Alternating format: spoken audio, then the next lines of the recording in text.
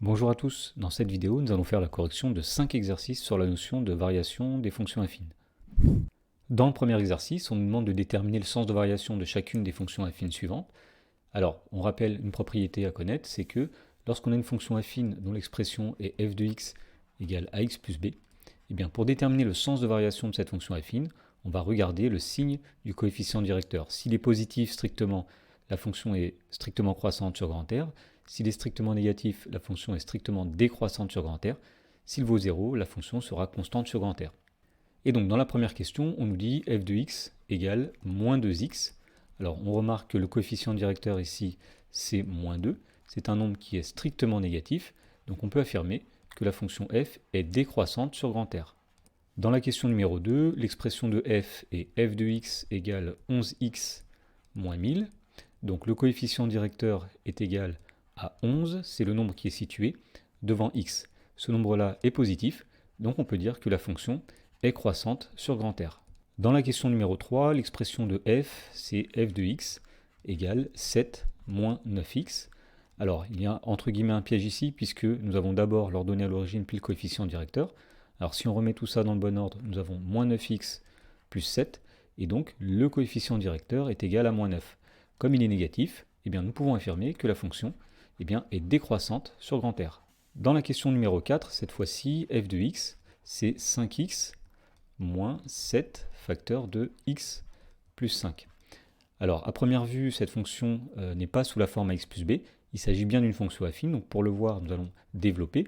Donc, ici, nous avons 5x moins, alors 7 fois x, 7x, et moins 7 fois moins 5, moins 35. Autrement dit, 5x moins 7x, moins 2x, moins 35.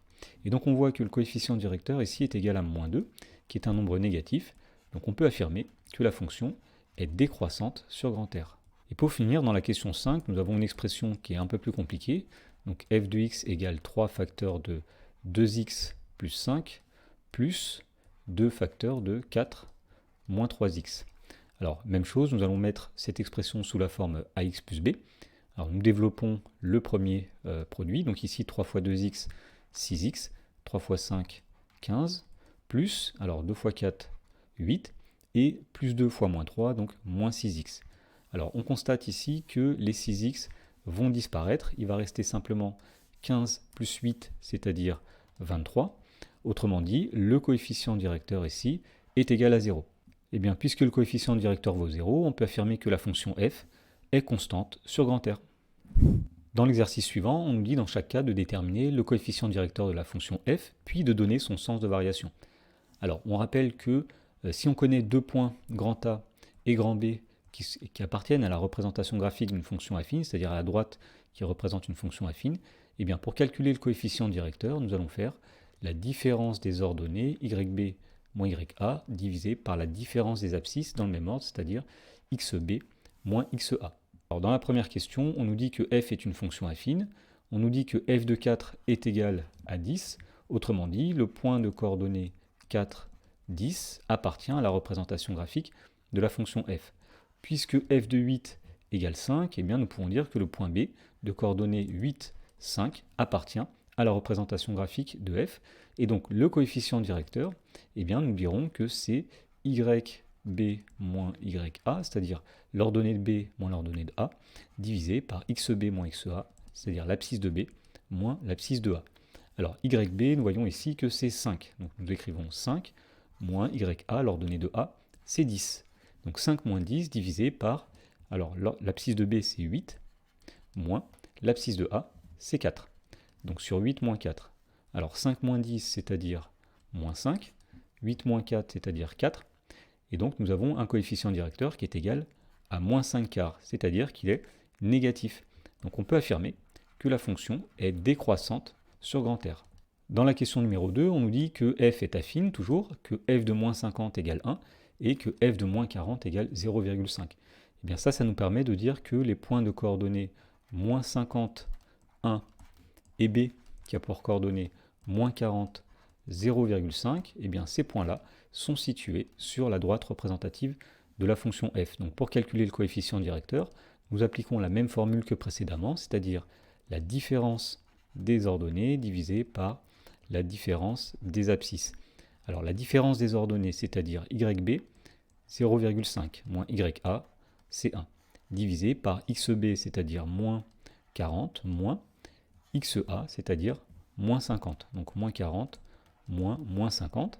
Alors au numérateur, en haut, 0,5 moins 1, ça fait moins 0,5. Au dénominateur, nous avons moins 40, moins 50, c'est-à-dire moins 40 plus 50, ça fait 10. Autrement dit, nous avons moins 0,5 sur 10, c'est-à-dire moins 0,05. Alors on constate que ce coefficient directeur est négatif, donc on peut dire que la fonction f est décroissante sur grand R. Dans la question numéro 3, on nous dit que f est linéaire et que f de 3 est égal à 5. Alors, donc, f de 3 égale 5 va nous donner un point qui est situé sur la représentation graphique de f, c'est le point B qui a pour coordonnées 3, 5. Alors pour trouver un deuxième point, disons, on va utiliser le fait que f est une fonction linéaire. Puisqu'elle est linéaire, elle va passer par l'origine du repère, donc elle va passer par le point de coordonnées 0, 0. Et donc le coefficient directeur, donc ce sera la différence des ordonnées, c'est-à-dire l'ordonnée de B 5, moins l'ordonnée de A 0, sur la différence des abscisses, l'abscisse de B 3, moins l'abscisse de A 0. Donc nous avons 5 moins 0 sur 3 moins 0, c'est-à-dire 5 tiers. Et donc on peut affirmer que cette fonction est croissante sur grand R. Et pour finir, dans la question 4, on nous dit que f est linéaire, alors même chose, sa représentation graphique va passer par le point de coordonnées 0, 0, et nous savons que f de moins 1 est égal à moins 2, donc elle va passer par le point B qui a pour coordonnées moins 1, moins 2.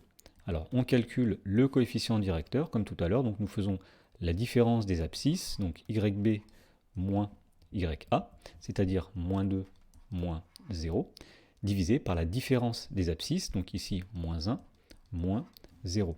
Autrement dit, nous avons moins 2 sur moins 1, c'est-à-dire 2. Et donc, puisque le coefficient directeur est strictement positif, on en déduit que la fonction f est croissante sur grand R. Dans l'exercice suivant, on nous demande de déterminer l'expression de la fonction affine dont la représentation graphique passe par les points A de coordonnées moins 3, 4 et B de coordonnées 6, moins 2. Alors, puisque f est une fonction affine, tout d'abord, nous pouvons dire que une expression de f de x, c'est ax plus b.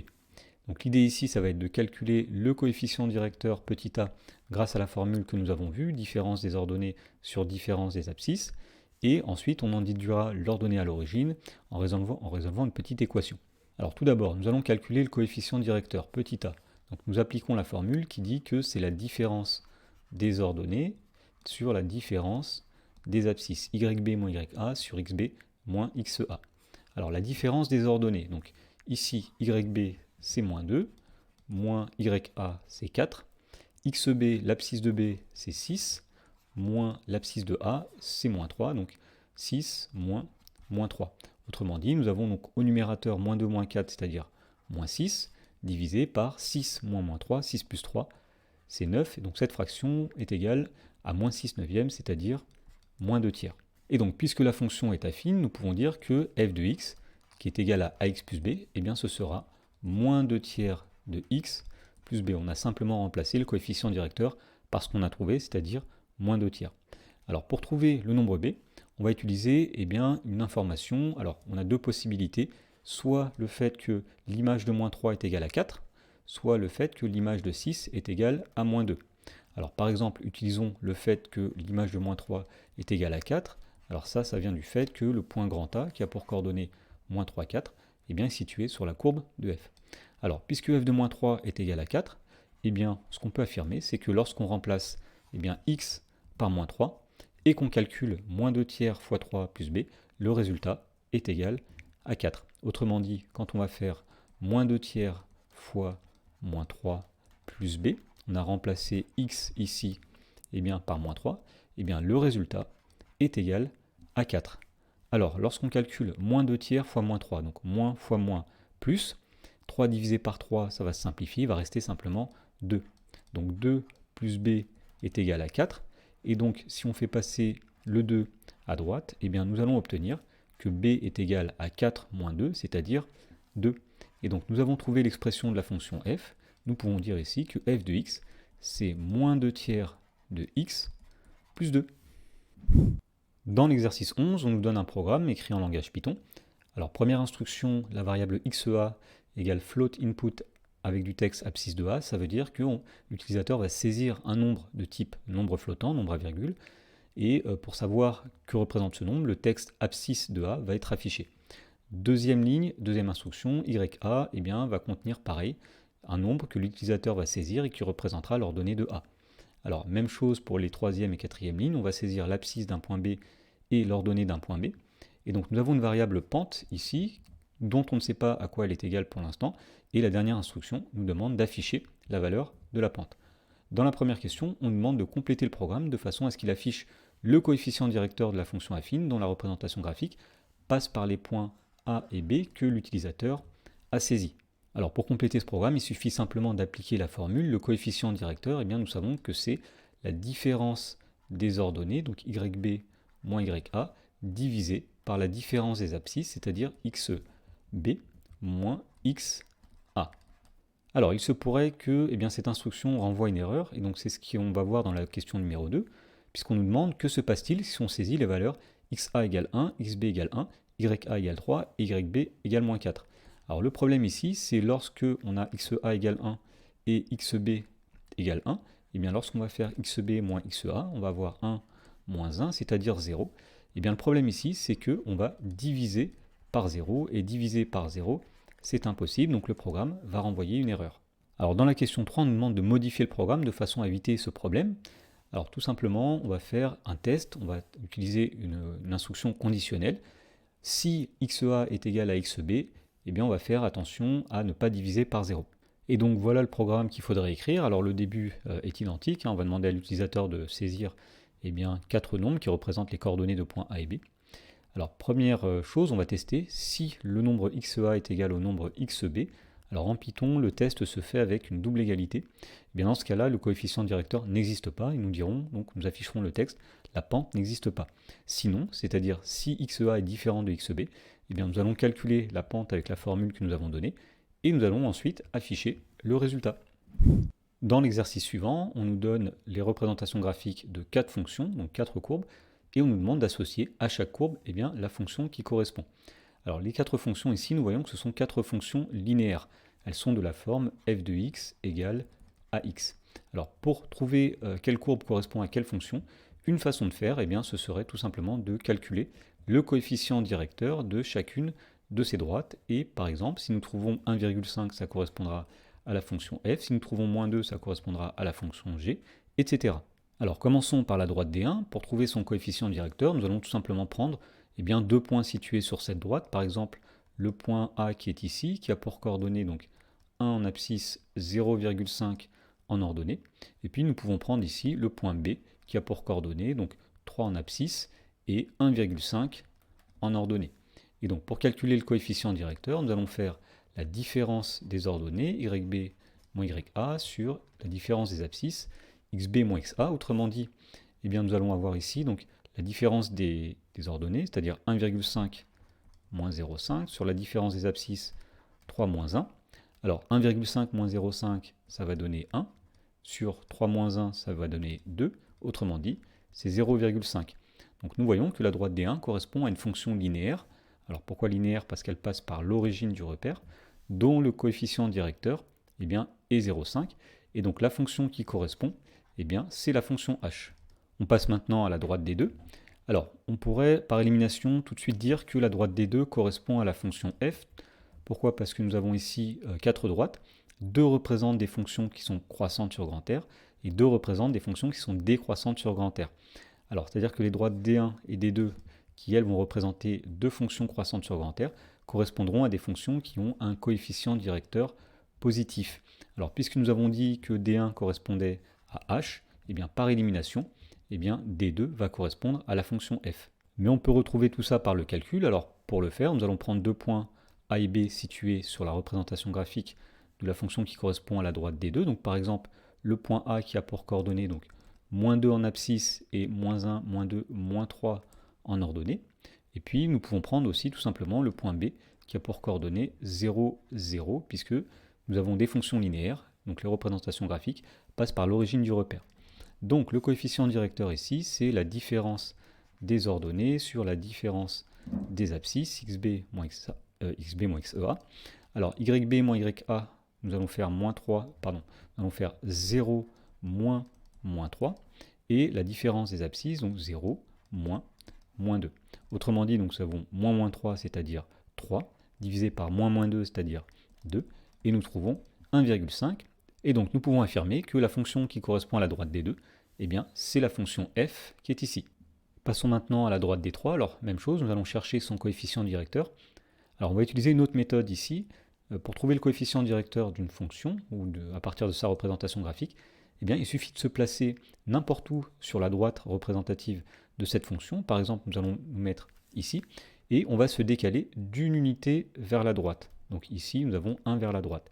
Et pour trouver le coefficient directeur, eh bien, il faut regarder de combien il faut se déplacer vers le haut ou vers le bas. En l'occurrence, c'est vers le bas, pour revenir sur la droite. Donc ici, nous voyons qu'il faut se déplacer de 2 unités vers le bas, ce qui signifie que eh bien, le coefficient directeur de la droite des 3, il est égal à moins 2. Et donc on peut en déduire que la droite des 3 correspond à la fonction g. Alors passons pour finir à la droite des 4. Donc nous allons appliquer la même méthode. On va se placer n'importe où sur la droite des 4. Par exemple, on va se mettre ici. On va se décaler d'une unité vers la droite, comme ceci.